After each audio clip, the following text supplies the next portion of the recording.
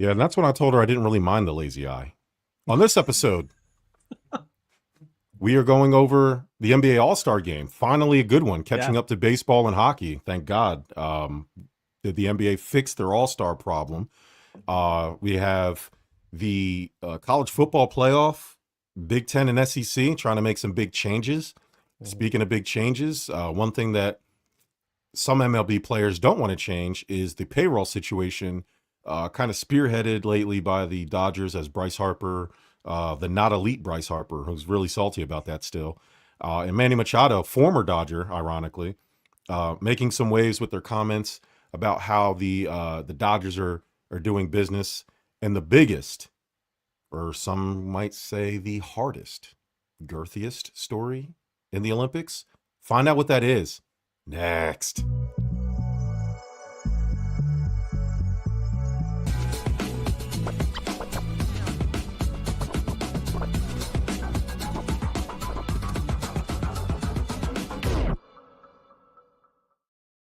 Sports. What's up, everybody? Welcome to Stuff About Sports, presented by the Give Us a Shot Network, powered by Fast Break Coffee, and sponsored, as always, by the haters.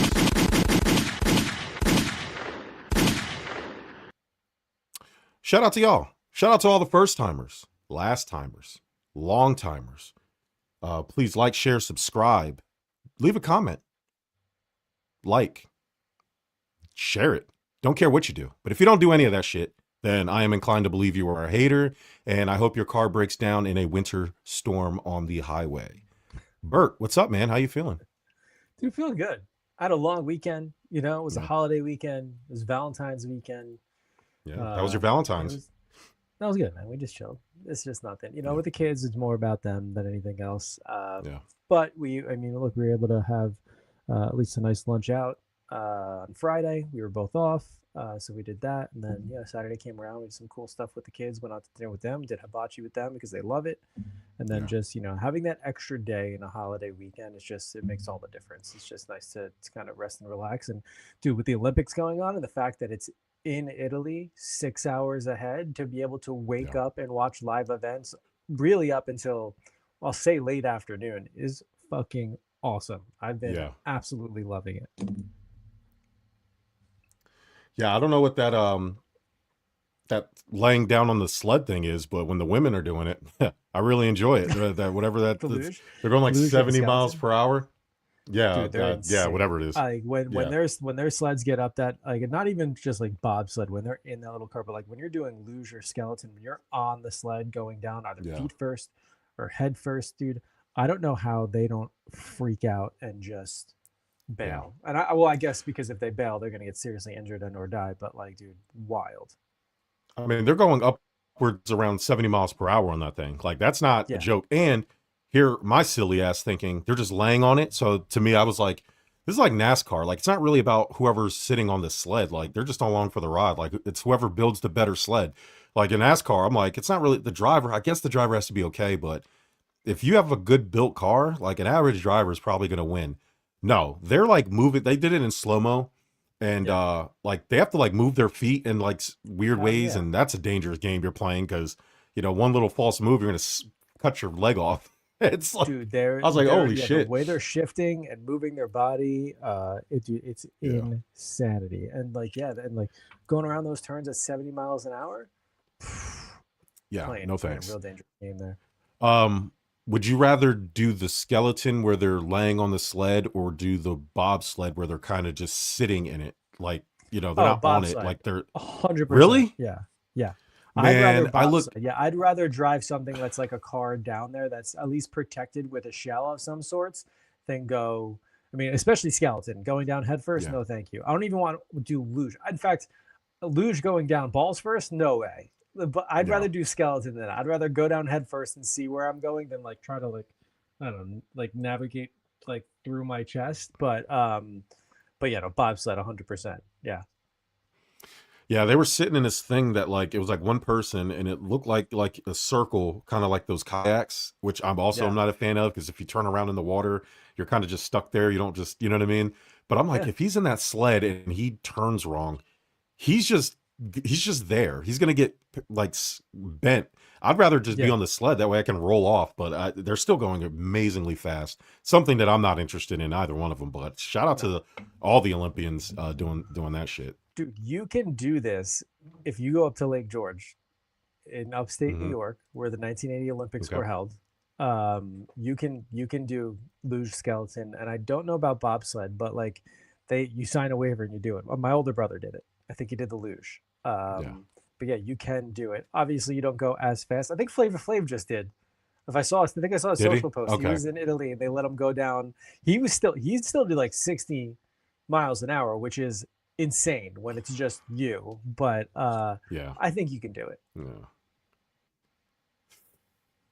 Thinking I can do it and having the will to do it. I mean, I panic when I slip down the stairs and I'm going -2 miles per hour. My heart starts beating. I'm like, hell no. I don't know if I can lay on a sled. I can barely drive down my driveway. Right?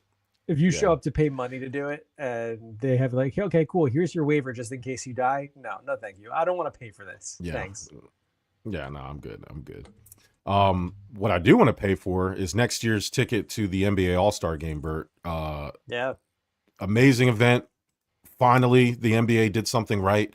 Broke a record. 8.8 million viewers. That's 87% jump from last year's train wreck. I think Adam Silver finally realized that the All-Star game had become a glorified cardio session with better lighting, so we blew it up. And we got basically a 3-team round robin, USA versus the world. Technically 2 team USAs, like the old guys and the young guys versus the world team. And actually had defense. Victor Wembanyama set the tone. Anthony Edwards definitely answered the call, treating it like a game 7. And a lot of people were asking if the game was fixed. I know you're not a big basketball guy, but did you catch wind of any of this Olympic stuff? Olympic All-Star stuff? Oh, hell yeah. Yeah, no, absolutely. No, it was cool to see the change up of the format too. I mean, look, highest ratings in 15 years. That says something. Yeah. Especially when you are, look, it's a holiday weekend. People were out and about. Like we had mentioned, people are also watching the Olympics. So to pull on average about 8.8 million viewers, at some point it peaked around 9.8 mil. That just goes to show that at least the idea of inserting a new idea and switching it up obviously caused some new eyeballs on it, which I think was really cool to see. And I think, it was nice to see the effort back in it again. And we have spoke extensively on all-star weekends to the point where we were like, just do a skills competition and call it a day. That's it. Give the players a well-deserved break. Do the skills competition because that's what everybody's tuning in for. But no, I mean, they stuck around and watched it all weekend, which is fantastic. Yeah. I saw on a lot of sports media was, hey, did they fix it? Did they fix this All-Star game? And I don't think the format fixed it. It does help that you go from like 48 minutes, which seems kind of like a slog, to short burst of 12 minutes, which makes it, matter, I guess, in terms of the pace, because typically in the All-Star game, the only time you get any type of effort in the past has been in the last 15 minutes, the last quarter or so. So that was a nice welcome change. But I don't think it has less to do with the format. Like you said, being back on NBC helped because it led into a lot of the Olympic stuff. So, and then you had the USA versus the world. I think it had more to do with the players. Like you finally, LeBron and his generation kind of, with the player empowerment movement, which LeBron kind of is the face of, where it's like, we're more than just athletes. We have families. We're human beings. And, they kind of use the All-Star break as a vacation, which I understand, but it kind of sucks for the fans that the fans vote you to do this thing and you're going out there just kind of bullshitting. But Victor Wembanyama told these guys, hey, I'm coming to compete. So y'all can, and he set the tone. One of the players went up really lazy for a layup, and Wemby fucking pinned that shit right to the glass, like hard. And at that point at the game, if you go back and watch that, at that point of the game, that's when everybody was like, oh shit, he's serious. Then Anthony Edwards, who's another one of those super uber competitive guys, was like, bet, I'm not letting this guy hog all the glory. And from there, it took off, man. So, it's just about pride. Like, I prefer East versus West. I prefer when they wear their own jerseys. Like, I'm a throwback old school guy like that. But Wemby and Ant-Man played like there was a trophy on the line. And that's kind of what you want from an all-star. And listen, the veterans, you've done your time. You look like you were just happy to be there. Luka, he has a little bit of an excuse because he has some injuries that he's kind of overcoming. Jokic, same deal, I guess. But, that's it was the scarcity of watching actual all-star game effort with the shortened quarters. So I would love for them to go back to an East versus West with shortened quarters. So instead of a normal basketball game, go to like 10-minute quarters. You know what I mean? Mm-hmm. Like, do something short, because I think you'll get harder play, and I think people will appreciate it. And Anthony Edwards, again, got the MVP, went for 32 points. He loved it because he can't help himself to stop trying to embarrass people. And he tried to do it to Victor Wembanyama, and I love it. And that's the thing. It's pride, man. Like, that competition. And shout out to NHL, because I think they kind of started this with the Four Nations. I think that's why Adam Silver kind of went with this format. Maybe it'll work in the future. Maybe you'll go with the Four Nations or 4 teams. If the expansion to the NBA with the 2 teams with Vegas and Seattle goes through, maybe you'll see a realignment of divisions where you only have, because there's several divisions, like there's in basketball, maybe you'll have just 4 straight up divisions and split the country and put like 7 or 8 teams in each division and go from there. And then that way you could do divisional all-stars, pick an all-star from each team, because now all the teams will be evenly broken up, and let them go at it. Hey, the Northeast, Southeast, Northwest, Southwest, however they do it. But I think that'll be pretty dope. And hopefully it's something that goes along. The dunk contest needs to go away forever. Like, it's the 3-point contest was amazing. However, if I am a Portland Trail Blazers fan, I got to tell you, watching Damian Lillard go out there and win it while he's literally been sitting out all season because of his torn Achilles from last year, hasn't played, hasn't done shit, probably isn't going to play this year, and he's out there winning the 3-point contest, I would be kind of upset about that. I know I've talked to a few Blazers fans. They're happy. They like to be represented. I've talked to a few that are kind of like, if he would have jumped up and landed wrong and set his injury back again, that would have been a huge thing. How would you feel about that? If there was a player that came to your team, he was injured, he hasn't played, isn't probably going to play this year, and then he goes out and participates in some type of event for the season. Yeah. Then look, as much as I love the reinvigoration and people trying in all-star games and skills competitions and etc., but like, it's the same worry I have about all-star games, and especially now the Olympics. Anything where it's competitive, if you have an opportunity to lose one of your players because of injury over something that only matters for a weekend or a couple weeks in an 82 game season, then I would be furious. This is just exacerbated by the fact that he hasn't contributed to the team after arriving, and now he's going to pull this shit and potentially get, injured again. And no, if that did turn out that way, I'd be fuming. And I think everybody watching was just like, all right, buddy, relax, Yeah. It is what it is. And good for him. He's a 3-time winner. He did his thing, but I think I'd feel a sort of way to see him go out there and do that type of thing. All right. So on from that, we have Manny Machado. Yeah. We have Bryce Harper. Okay. Yeah. Bryce Harper kind of dealing with some stuff with the president of the Phillies.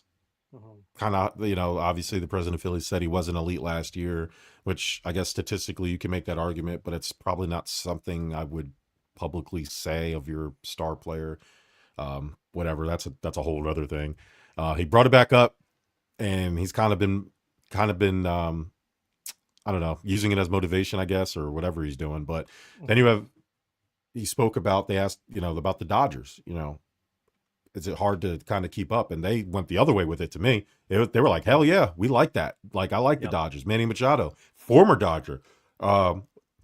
Now with the rival Padres, ironically enough, which is also funny, saying he fucking loves what the Dodgers are doing. What do you make of those comments? Me and you have talked about the Dodgers kind of setting the tone for the future, kind of setting the precedent for the future. But us saying it is one thing.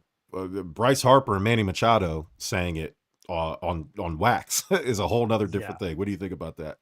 I mean, we're talking about two players and competitors for teams that, directly compete with the Dodgers day in, day out, season in, season out. And what I get from this is that they are pushing the agenda that all teams can do it. And they're trying to ensure that there's no salary cap coming up. We know that there is a salary cap talks within the CBA. Those negotiations are going to be, I think, ongoing into this year, but they don't want limited payroll. They want to make sure that their contracts are as high earning potential as possible, which I'm sure other players do. But then they're also challenging the narrative of, oh, well, only the players that spend are going to, or you have to spend to make it to the playoffs. They're also challenging the small market excuse that, and basically saying, look, anybody can do it, and really forcing ownership to say, hey, I play for the Phillies, who was knocked out by LA, like I'm saying that what they're doing is good and everybody should be doing it. Thus just putting it completely on ownership. You have MVP caliber voices in the MLB saying what my competitor is doing is great and thinks it's great and anybody should do it, which puts it right back on ownership and management to do the same thing in order to stay competitive. Otherwise, fan bases are going to start to get unruly. And look, we've talked about this before too. You have your camps of like, they're ruining baseball, I can't believe they're doing this. And then you have the ones that are just like, well, fuck it, anybody can do it and go for it. But I do think that there is some blowback when it comes down, because there are smaller market teams that just truly will not be able to compete with this. They don't have the same spending power. They can try, but they're not going to get anywhere near as close as like your Philadelphias, your New Yorks, your LA, your San Diegos, and so on. And ultimately, this is just going to lead to what could potentially be consistent playoff predictability. Not championships, because we all know anything can happen, but you will eventually see the same teams in the playoffs, and we have the data that shows it, right? I mean, statistics have shown that those that are the top higher and the top payrolls within baseball tend to make it into the playoffs year in and year out. And the Yankees and the Astros are prime example of this. Now, we know that it doesn't always equal championships. Yankees and the Astros are prime examples of this, but it does equal consistency and at least making it to the postseason, and then of course trying to, win the series from that point forward. But yeah, man, I look, getting back to it, I think the initial comments is just a direct jab back at ownership saying, hey, you want to do it? Like, or, you don't say for Bryce Harper, you don't think I'm like superstar? Like, let's see you weasel out of this one. And I'm sure ownership is not going to be happy about it in terms of if that's the narrative that is skewing in that direction or not. It is. I mean, it is funny to hear two guys living in these unimaginable mansions telling everybody else that, anybody can be rich if you just work hard. Look at the payroll. It's great for the game. I mean, of course they love it.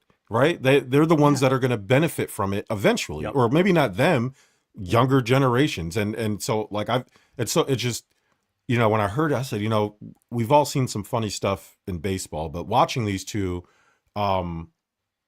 basically acting as like unofficial PR reps for the Dodgers is kind of next level, because what they're doing is making sure the owners don't have a negotiating or bargaining chip in the next CBA.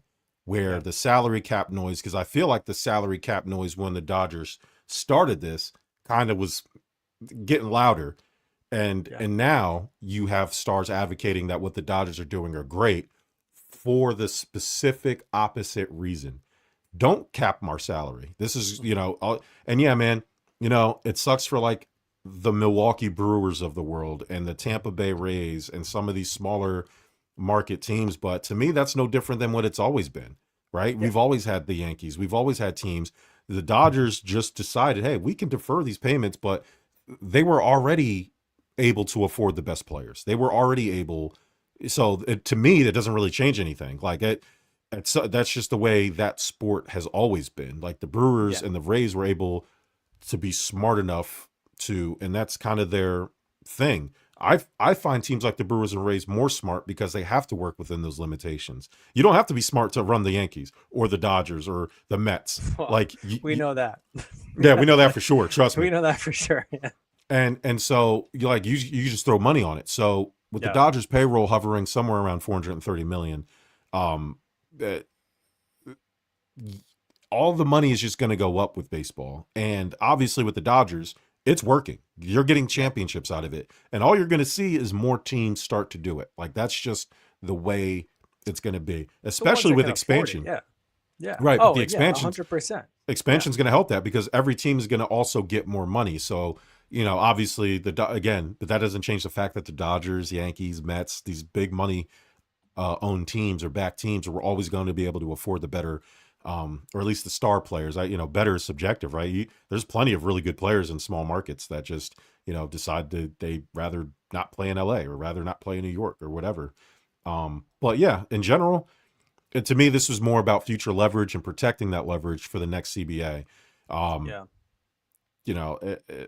If the Dodgers stop spending, the Phillies and the Padres might realize they don't have to either. And that's good for the teams, I guess, but that's not good for the players considering how much money has already been being spent. Yeah, I mean, look, I can see it both ways, right? We are fans of sports that are they do have to adhere to a certain cap for each team, and it's supposed to make things a little bit well balanced. But we all know that big market teams are going to attract better signings. I mean, it happens all the time. If you're in a big market, you're going to more likely land your star player than not.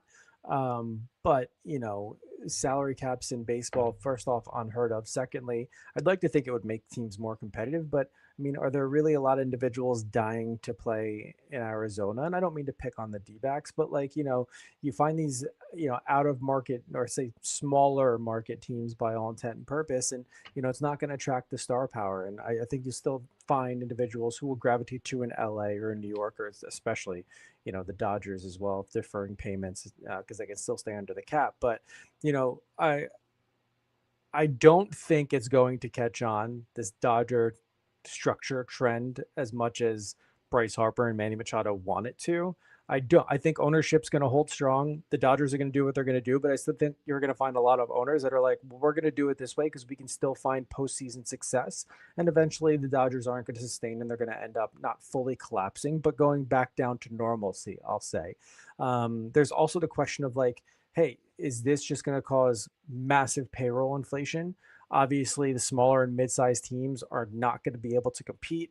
It's also going to distort the market because you're going to get teams that are just throwing these crazy, risky contracts at players that are just, after a couple of years, not going to sustain whatsoever. And it could create a really volatile market all around. Yeah.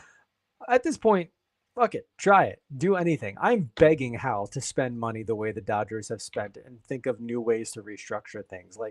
Do something here. Yeah. And look, whatever happens, we still find the likes of small market teams. I mean, the Rays somehow always end up being a thorn in my side throughout the regular season, regardless. So they're still finding ways to be competitive, which I think is, like you said, it's very admirable. You have these small market teams that know that they can win. There have been championship teams in the past that, have lower payrolls that would go to not just the playoffs, but end up winning the World Series. And, you look at the 2015 Royals, they didn't have a necessarily high payroll, but they got into the playoffs. They had amazing chemistry, and they ran from there. Philly being a larger market team, I'll say, 2 years ago, the Phillies were a wild card team, ended up making it to the World Series. So, you get these things that occur every once in a while. It's just about the consistency to make it to October. And then what that team does from there, hopefully is going to, truly rely on their skills and not their bank account. Yeah. So, hey, listen, shout out Bryce Harper and Manny Machado doing the PR, hyping them up. Yeah. Seriously, I mean, that is the way you do it.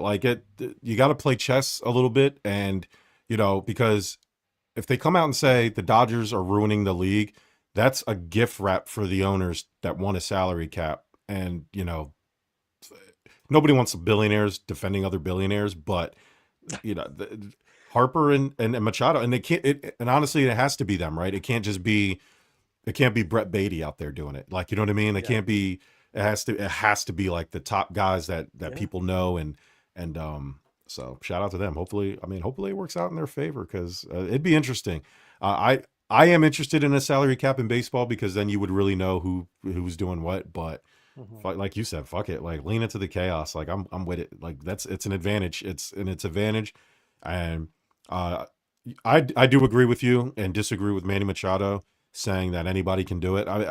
I guess in theory, yes, but the Orioles couldn't do it. That's why you left them. Like, you know what I mean? Like that's why you went out west. That's why you did all these things. Like I don't know. I mean, it's funny to hear him say it like that. Went through, just damn near shy of bankruptcy to be able to have to like sell the team, move out of their stadium, playing the AAA park, and then now moving to Vegas. Like there are certain teams that would not be able to sustain and just not remain competitive. And that isn't exclusive to baseball, and we have said it before too, but. Not everybody can do it. Like I said, we disagree with that one statement. However, we fucking try, try to be competitive. It does make, I will say, from a story standpoint, and like face this, and obviously the Yankees being the juggernaut that they have been in baseball history. I mean, there are more teams that get excited playing the Yankees, knowing that is, not anymore, but of years past, like this is the team with the most championships. They're knocking off Goliath. Now that torch seems to have been passed to certainly LA, since they have the more recent championships. And I think that's what all the teams are going to be vying for. Like, let me try to knock them down, whether I can compete with their payroll or not. And that tells the better story. But at this point, I don't foresee them negotiating in a salary cap. That honestly, that would shock me more. Than more teams trying this structure in itself. And yeah, I think Harper and Machado are doing the right type of PR, and they did. I mean, specifically, I think we're going to see a lot of all-stars ask this question. And if anybody's starting in terms of who should have answered and how honestly, it would certainly be these two. I can't foresee them asking Aaron Judge this question. And as much as I love Aaron Judge, he's got that traditional Yankee PR training. I can't foresee him diving in and being as honest as Bryce Harper just has been. Likely just kind of redirecting back to Yankees management. That's that. Yeah, and they picked the right one because Bryce Harper, like dealing with Dom. Oh, yeah. I have ready to let it go. Respect for Bryce Harper because he's always one to. I mean, he's always been like that ever since coming up. Truly, and in the Nats organization too. Like he's always been very honest and let everybody know what his opinions are. And I gotta respect someone like that too. He truly just does not give a shit in the best way possible. I mean, he could have taken this really left if he really wanted to. His answers. The way he's been responding to this stuff has been really tongue-in-cheek. I don't know if you saw his interview with Bussin' with the Boys with Taylor and them, and they asked him a question about something baseball related, and he's like, I don't know, I'm not elite anymore, so I couldn't tell you. And it was just like, it's like little jabs like that to let Dave Dombrowski know that, hey man, I didn't appreciate that shit. And it's like, even to go as far as to call him out and say, usually this stuff is supposed to stay in house, like, and fall out from the Castellanos stuff. That's a whole other thing. Like the Phillies obviously were aware of it and waited for him and basically used it against him as like some sort of ammunition. That's not a good way of doing business either. Like if you had a problem with it, then you should have handled it at the time, not wait and sit on it and use it against him to get him off the team or try to trade him or justify why you wanted to get rid. I don't know. Bryce Harper seems like he's tired of that shit, and I would be very careful if I was Philadelphia, front office people dealing with star players like that, especially if, you have teams like the Dodgers willing to give you a bajillion dollars over the course of 38 years. It's like, I don't know. And I mean, that might be the compromise, Bert. Hey, the max is like, you can only defer it for 10 years or something like that. Like there's going to be, maybe they can't stop deferring, but there's going to be a cap of how long you can defer it to before you have to pay that contract out, right? I don't know if that's 10 years. I don't know if that's 8 years. I don't know if that's 15 years. I don't know what it is, but they're going to try to do something in the middle between a salary cap and then something to stop deferring payments. Because it's getting out of control. Adam Silver is dealing with this in the NBA. Vegas is mad at him because teams are like blatantly tanking because this NBA draft class is so good to the point where he had to find a team who's completely healthy, $500,000, which is insane. And I'm not anti-tanking. Tanking is how you get Victor Wembanyama. Tanking is how you get really good players. Within reason, though, right? Like, yeah, I mean, I think load management is worse than tanking. Tanking, like, you have to tank to get, like, because the system. Okay, I digress. You're right. Tanking is not good. However, you get rewarded in the NBA for tanking, so you have to do it if you want to get good fast. If you want to increase your chances and a rebuild stronger. Yeah, I get it. I do. So, but it's like you have like 7 teams now that are actively tanking, and it fucking sucks. It fucking sucks. Yeah. Well, it's the issue. I mean, because then ownership's pissed because, I mean, you have your season ticket holders, but those those traveler, teams that are traveling or have really good traveling fans aren't going to buy tickets because they're not going to want to watch a blowout or they're not going to watch a shitty game. So ultimately, the teams are losing one part of revenue while trying to force the rebuild. The ownership's probably getting pissed at Adam Silver because they've created this monster themselves by having this type of lottery. So I mean, there's going to have to be a fix in it, 100%. If you're and look, as a fan, that's not a good product. I don't want to see that. It's bad enough when my team tries hard and they still suck. I don't want to actively see my team suck. I do understand that there is growth in the pain, but from an actual entertainment and product perspective, it's not fun to watch. Yeah. By the way, I just looked up to see if Bryce Harper could get out of his contract. He can't. He can't. There's no way. I mean, unless he might be able to waive any type of no move or trade, but he technically has that in his contract. He's contracted through 2031. So he's going to be around for the next 5 years, unless for some reason him and management agree to part ways and they try to, but I mean, Jesus, they gave him $330 million. So, I mean, in one way, shape or form, if he goes somewhere, I think the Phillies are probably going to have to retain some part of it. Wow. Well, hopefully they piece it up before the season starts. They have almost a month left, or a little over a month left. I would prefer they didn't, to be honest with you. Oh, yeah, me too. I mean, you as a Met fan, it would be fantastic to be able to point to that. But also, I think it just means he'll play with that much more of an edge, and he'll just fucking demolish them with his actions. Yeah. Can't wait. Adam Silver's talking about taking away the draft altogether, and basically the NBA rookie would be like a rookie free agency system where the rookies can just, teams can, I guess, kind of like how restricted free agents work, where, like, I guess you get placed in a certain way, but like you would still offer a contract, and there would obviously be some sort of like salary cap per rookie based like how there is now. Like, if you're drafted first overall, you obviously can make more money than the guy who's drafted 20th.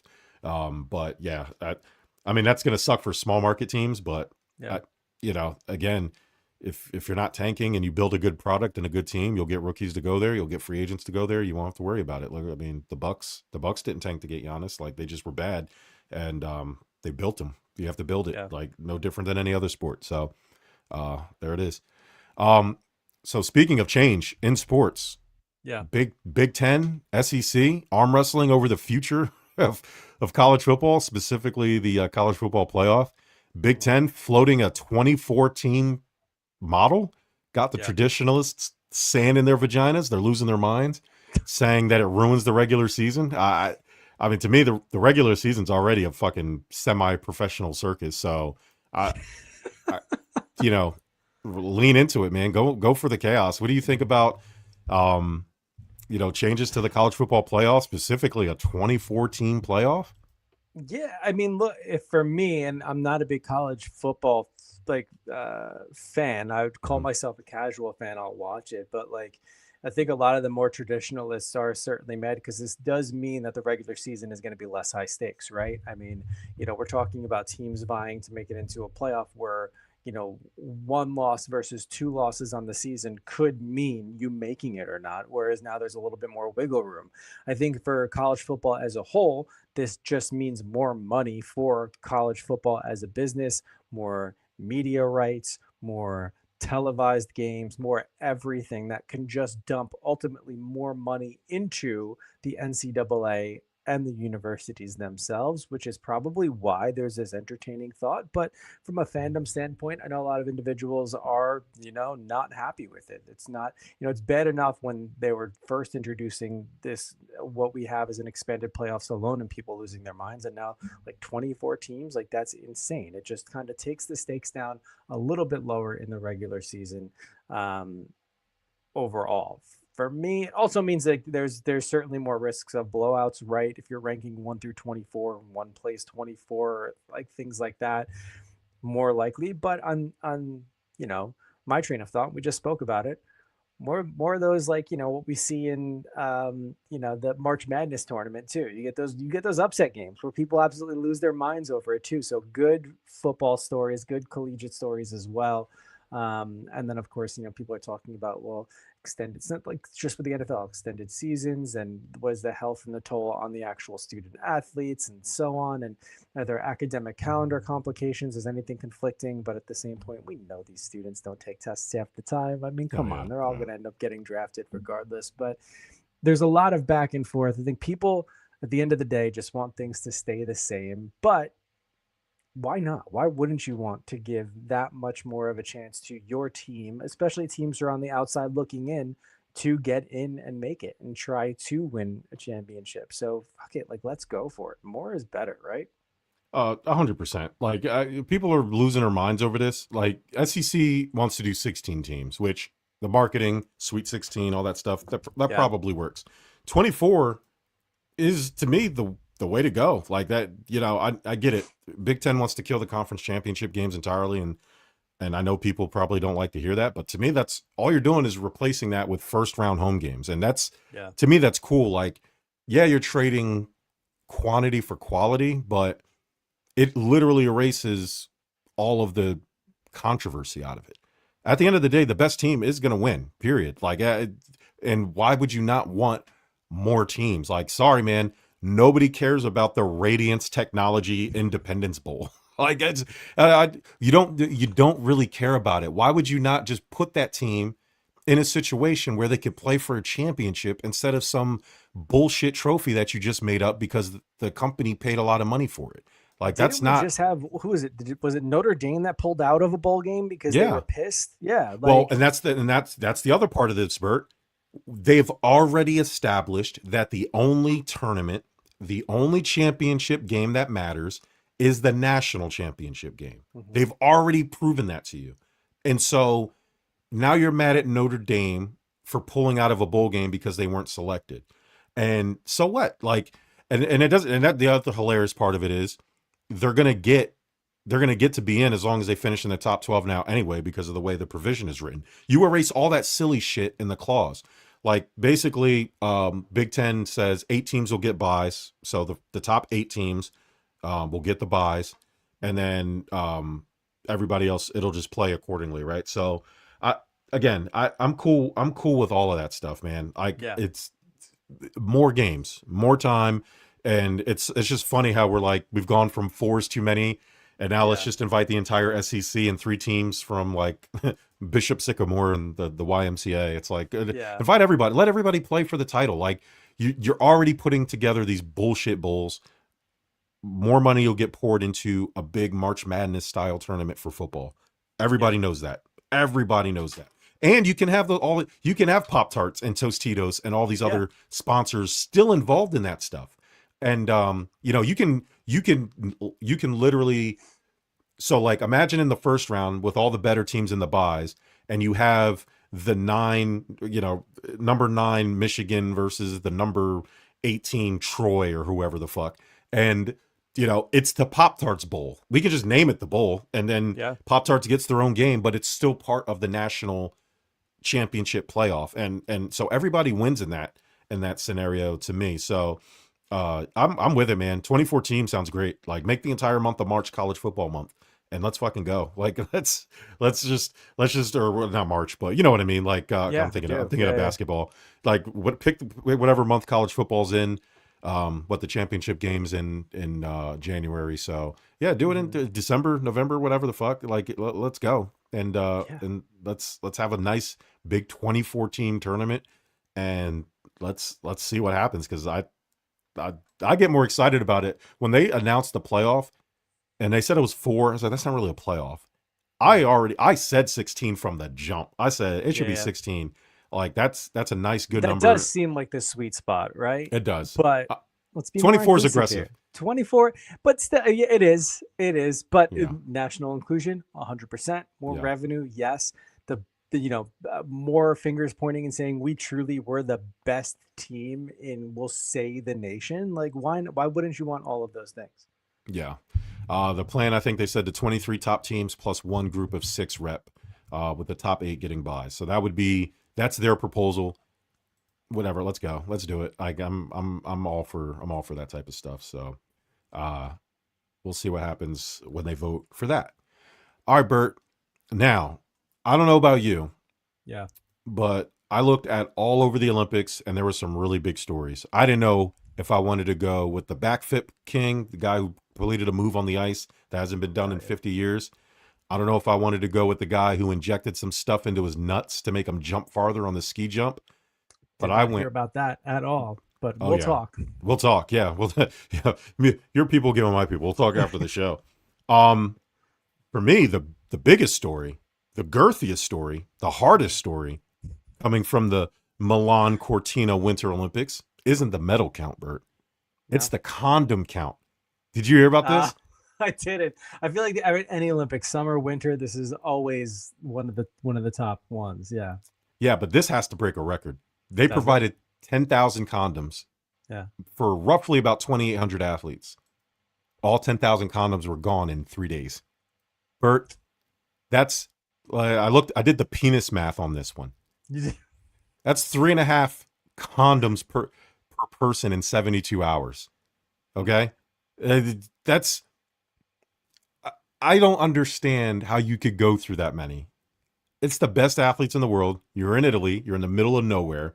And not nowhere, but place, I get it. For some, yeah. For some, like you're not anywhere near.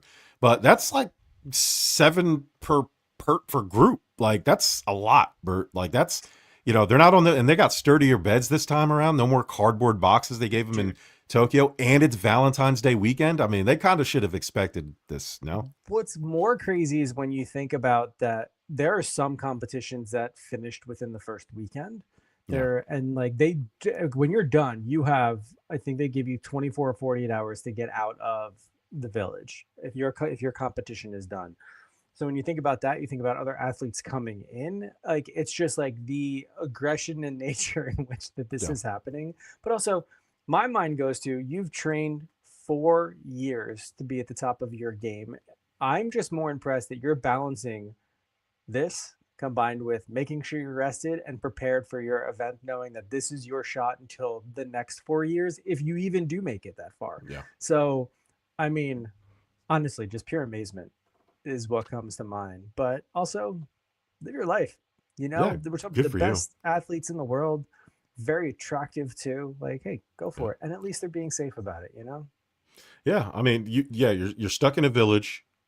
That's why I said middle of nowhere. But you're stuck in a village in a snowy mountain range.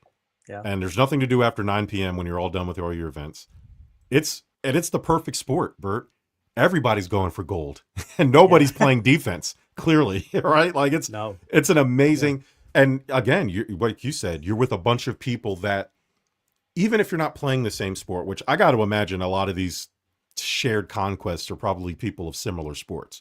Like, because you're there all day, you're there at the skeleton all day, and you're watching other skeleton people, and you're like, that one from China, and I'm German, maybe we can make it happen. Like, and or I mean, different sports if they're just seeing, like, because they don't know each other. Because you got to remember, like, a lot of these competitors do see the same people at world competitions, and they have these global competitions every single year.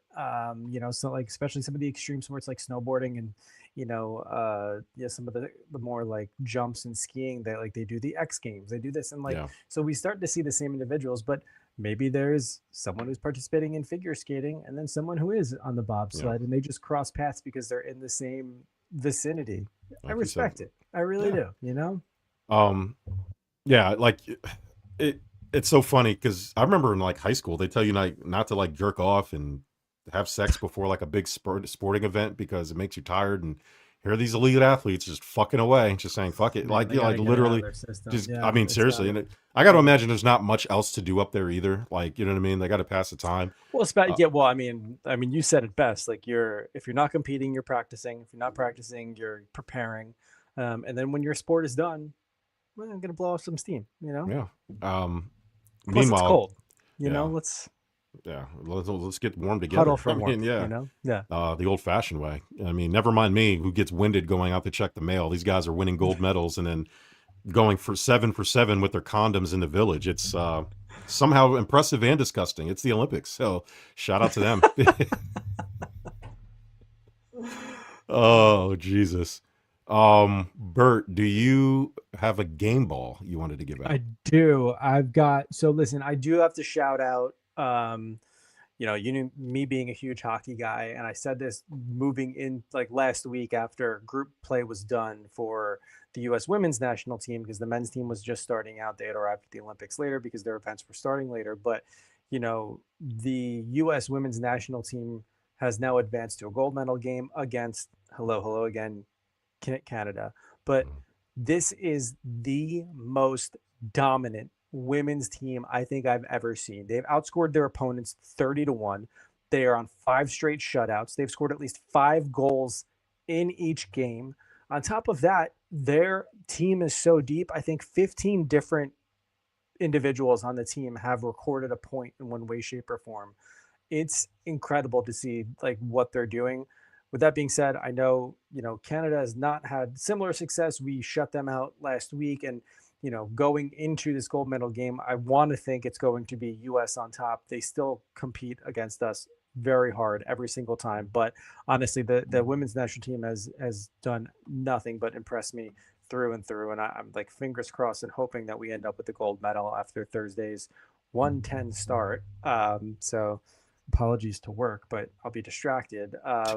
Because I can't not be super pumped for this gold medal game in hockey. And I think, you know, this has just done fantastic things. My game ball goes to one member of that particular team for breaking barriers and just creating history alone. And look, we're in Black History Month, and we're nearing the end of Black History Month too. I have to give a strong shout out to Layla Edwards, who gets my game ball, who's not only the first Black women's national hockey player to represent Team USA. I think she's also recorded a goal in there. I want to say it was her second game playing for the national team too in the Olympics as well. I think she has at least 2 or 3 points. And not only that, she is just a shutdown defender. To watch her control with the puck, especially in the D zone, but also the way she just stands up players trying to get in front of the net, like her hockey skills are just an absolute thing of beauty. And she gets my game ball for sure. Shout out to her. My game ball goes to the world of college basketball, men's college basketball. If you're not watching Big 12 basketball, then you probably should, because JT Toppin from Texas Tech gets my game ball for what he did to number 1 Arizona on Saturday. This kid went 31 points, 13 rebounds, and this wasn't against some mid-major cupcake. He did it on the road in a hostile environment against the best team in the country, a team that LeBron James's other son sits on the bench for. And he scored 8 of Texas Tech's last 12 points in overtime. Again, taking out the number 1 seed. The Texas Tech didn't just, you know, beat down the door. They went in there, kicked them out of their own house, and changed the locks. So shout out to the Texas Tech Red Raiders. They get my game ball. Bert, this was fun. Everybody, please like, share, subscribe. Follow us at Stuff About Sports, the www.giveusashot.network. It is end of Black History Month. I want to shout out Kofi Kingston from the WWE. Shared our story today as we highlighted some of the great Black champions in WWE. The Rock, Mark Henry, Kofi Kingston himself. Yep. And of course, the one and only Cody Raheem Rhodes. Shout him out. Black Power.